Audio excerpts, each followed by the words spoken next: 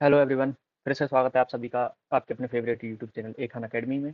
और मैं आप जो पिछली क्लास में पढ़ा चुका हूँ यानी कि बौद्धिज्म में पढ़ा चुका हूँ, उसी से मैं कुछ क्वेश्चन करने वाला हूँ और कुछ क्वेश्चन ऐसे होने वाले हैं जो मैंने पढ़ाया नहीं है, फिर भी मैं उन्हें डाल रहा हूँ ताकि आपको बौद्ध धर्म के बारे में और जानकारियाँ मिलें और कोई भी क्वेश्चन आपसे छूटे ना। तो शुरू करते हैं हम आज के पहले क्वेश्चन से। और इस वीडियो को प्लीज़ शेयर कीजिए, नया चैनल है, और सब्सक्राइब कीजिए हमारे चैनल को। शुरू करते हैं। पहला क्वेश्चन है, भगवान बौद्ध का जन्म कहाँ हुआ था? तो आप सभी जानते हैं, मैंने जब पिछली वीडियो में पढ़ाया था, उनका जन्म हुआ था लुम्बिनी कपिलवस्तु में। तो कहाँ हुआ था?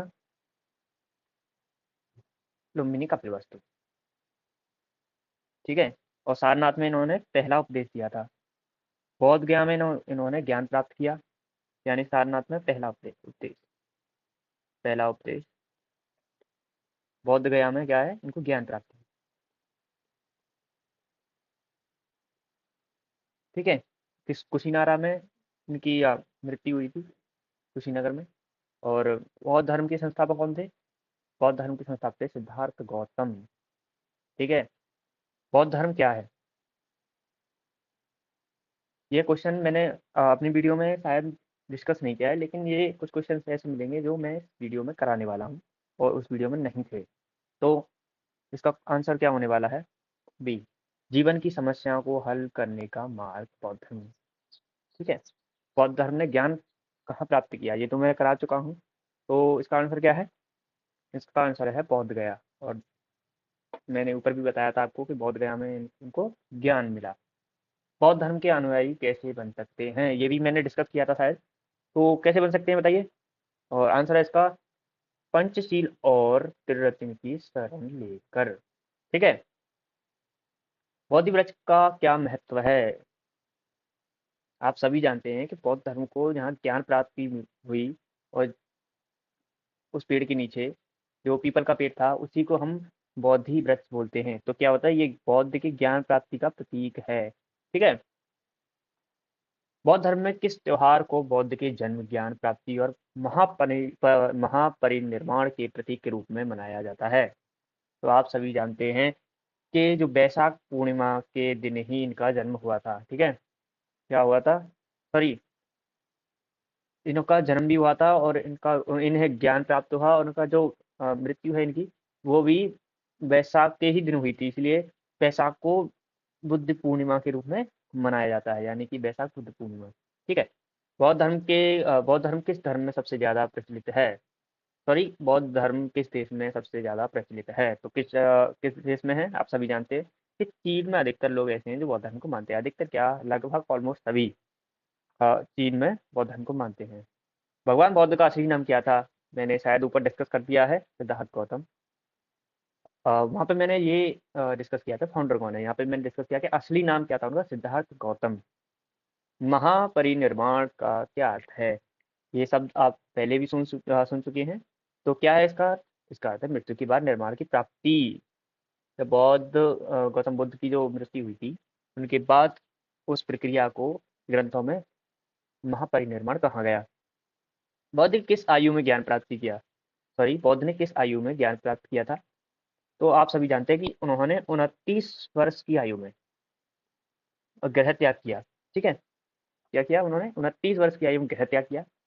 और उसके 7 साल बाद ही उन्होंने, उसके 7 साल बाद ही, लगभग 6-7 साल बाद, ऐसा ही टाइम रहा, यानी 35 वर्ष की आयु में इन्होंने ज्ञान प्राप्त किया।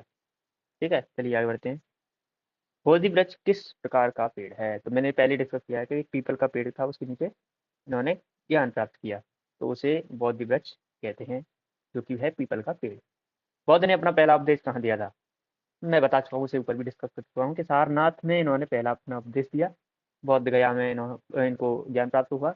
लुम्बिनी में इनका जन्म हुआ था, कपिलवस्तु में कुशीनारा में इनकी मृत्यु हुई। ये महापरिनिर्वाण हुआ था। बौद्ध पूर्णिमा क्यों मनाई जाती है? बौद्ध पूर्णिमा क्यों मनाई जाती है, मैं अभी अभी ये क्वेश्चन था उसमें डिस्कस कर चुका हूँ, बुद्ध के जन्म और महापरिनिर्वाण के लिए।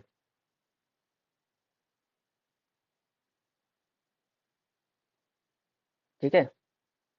तो इसका आंसर क्या है? बी। ये क्वेश्चन आपके लिए बहुत ही महत्वपूर्ण हो सकते हैं, और मेरे यूट्यूब को आप सब्सक्राइब कर लीजिएगा, इस वीडियो को लाइक कीजिए और शेयर कीजिए आप सभी फ्रेंड्स को। और ये टेलीग्राम है, इसे ज्वाइन कर लीजिएगा, ताकि ये क्लास नोट्स हैं मैं उसमें डाल दूंगा, जिससे कि आप रिवीजन कर सकें, या फिर आपको मदद होगी ना लिखने में, यानी कि आप लिखें ना, पहले आप पढ़ें और ये नोट्स हमारे टेलीग्राम चैनल से लें। त्रिपिटक क्या है? त्रिपिटक जो ग्रंथ होते हैं ना बौद्ध धर्म के, उनको त्रिपिटक कहा जाता है। बौद्ध धर्म के 3 मुख्य ग्रंथों का समूह है ये। ठीक है, ऑप्शन ऑप्शन बी। 4 आर्य सत्य क्या है? 4 आर्य सत्य यानी कि हमारे जीवन में दुख है, दुख का कारण भी है, दुख का निवारण भी होगा, और निवारण का मार्ग, यानी कि ये बौद्ध धर्म के 4 आर्य सत्य हैं। तो इसका ऑप्शन बी सही है। दलाई लामा का बौद्ध धर्म में क्या महत्व है? दलाई लामा जो थे वो तिब्बती बौद्ध धर्म के आध्यात्मिक नेता थे। क्या थे? आध्यात्मिक नेता थे तिब्बती बौद्ध धर्म के। ठीक है, ऑप्शन बी। महायान और थेरवाद में क्या अंतर है? तो महायान एक लचीला है, समुदाय है, और थेरवाद जो है वो पारंपरिक है। ठीक है। अशोक और बौद्ध धर्म का क्या संबंध है? अशोक एक ऐसे शासक रहे जिन्होंने बौद्ध धर्म को अपनाया, और उनका जो प्रचार प्रसार किया था, तो क्या थे? अशोक ने बौद्ध धर्म का प्रचार प्रसार किया। त्रिरत्न में क्या शामिल है? तो त्रिरत्न में आप सभी पढ़ते हैं, जब कोई किताब खोलते हैं तो बौद्ध धर्म और संघ। ठीक है, क्या है? बौद्ध धर्म और संघ, बुद्ध धर्म और संघ। अशोक महान ने बौद्ध धर्म को कैसे फैलाया? अशोक महान ने जो बौद्ध धर्म को फैलाया था वो शिलालेख और स्तंभों के द्वारा फैलाया था। ठीक है, उनके शिलालेखों में और स्तंभों में बौद्ध धर्म का जिक्र है। बौद्ध धर्म में संघ का क्या अर्थ है? तो बौद्ध धर्म में संघ का मतलब है संघ का हिस्सा बनना। ठीक है। बौद्ध धर्म के मुख्य ग्रंथ कौन कौन से हैं? मुख्य ग्रंथ आप जानते हैं, उनके ग्रंथों को त्रिपिटक कहा जाता है, त्रिपिटक और धम्मपद। बौद्ध धर्म में शून्यता का क्या अर्थ है? बौद्ध धर्म में शून्यता का अर्थ है कि सभी चीजों का अस्थायी और निर्बाध होना। बौद्ध धर्म में मृत्यु के बाद क्या होता है? बौद्ध धर्म में मृत्यु के बाद पुनर्जन्म और कर्म का फल मिलता है। ठीक है। तो आज के जो कुछ क्वेश्चन थे 25।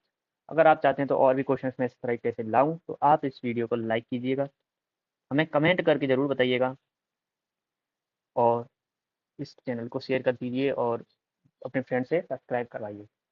तो आज की वीडियो हम यहीं समाप्त करते हैं, और अगला टॉपिक हमारा क्या रहने वाला है वो मैं आप पे डिपेंड करता हूँ, और ये आप खुद बताएंगे कि हम अगला टॉपिक क्या पढ़ाएं। धन्यवाद।